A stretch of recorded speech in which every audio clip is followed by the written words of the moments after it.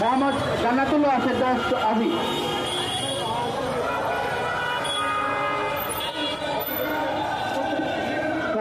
আমার সংগীত অনুযায়ী আমার দেশে বুয়েট হচ্ছে আমাদের ইঞ্জিনিয়ার বিষয় কোনো আইডল, কিন্তু তারা যে ব্যবহার করতেছে আমার মনে হচ্ছে না তারা কোনো মানে তারা একটা দেশকে অস্থিতিশীল করার জন্য এই কাজটি করতেছে।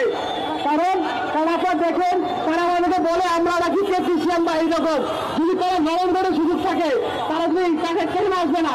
আমার দেশের সামরিক খাত, আমার দেশের এয়ারফোর্স, আমার দেশের সামরিক তারপর সেনা সদস্য বা সদস্য কোনো কিছু তারা উন্নত করতে পারতেছে না। তারা কি করতে আসছে? তারা আসলে দশম করে জন্য তাদের কিসের জন্য তারা সুবিধা কিসে ইঞ্জিনিয়ার তারা। আমাদের দেশে যদি কোনো ইঞ্জিনিয়ার সেক্টর না থাকতো, কোনো কিছু না থাকতো, আজকে ইরান কিন্তু তাদের ইঞ্জিনিয়ার যে বিশ্ব দিয়ে টাকা দিয়ে রাখছে, তারা মেরিস্টার মিসাইল আবিষ্কার করতেছে, তারা কিন্তু তারা কিন্তু ড্রোন আবিষ্কার করতেছে তারা বিশ্বকে মাথা রাখার জন্য। কিন্তু তারা কি করতেছে? তারা রিস্কা আবিষ্কার করতেছে আসলে রাষ্ট্রের দশম রেটে। এটা লজ্জাজনক ভাই, আপনি এটা পরিহার করেন। আসসালামু আলাইকুম, পরে আমাদের থেকে ইনশাল্লাহ।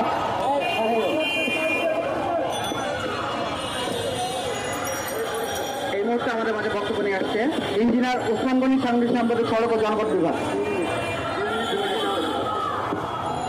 বিসমিল্লাহির রহমানির রহিম।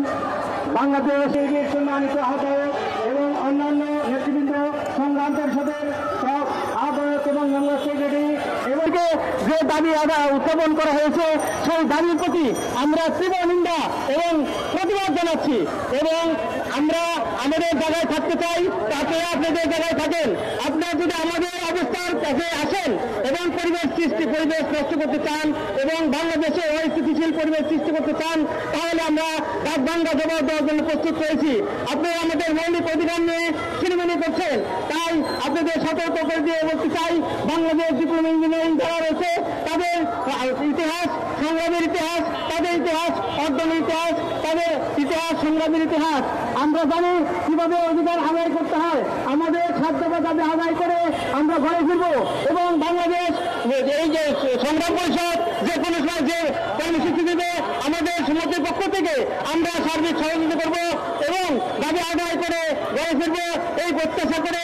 এবং সাংবাদিক ভাইদের বলতে চাই, আজকে আপনারা আমাদের দাবি সরকারের কাছে তুলে ধরবেন এবং অতীতে আপনারা আমাদের সাথে ছিলেন, এখনো থাকবেন।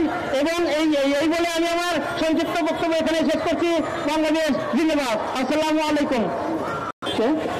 প্রকৌশলী আবহানী। বিসমিল্লাহির রহমানির রহিম। উদয়ের পথে শুনিকার বাণী, ভয় নাই ওরে ভয় নাই, বিশ্বাসে পান যে করিবে দান, ভয় নাই তার ক্ষয় নাই।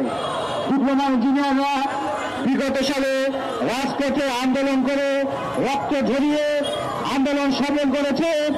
5 তারিখের আগেও এই দেশ নতুন করে ডিপ্লোমা ইঞ্জিনিয়াররা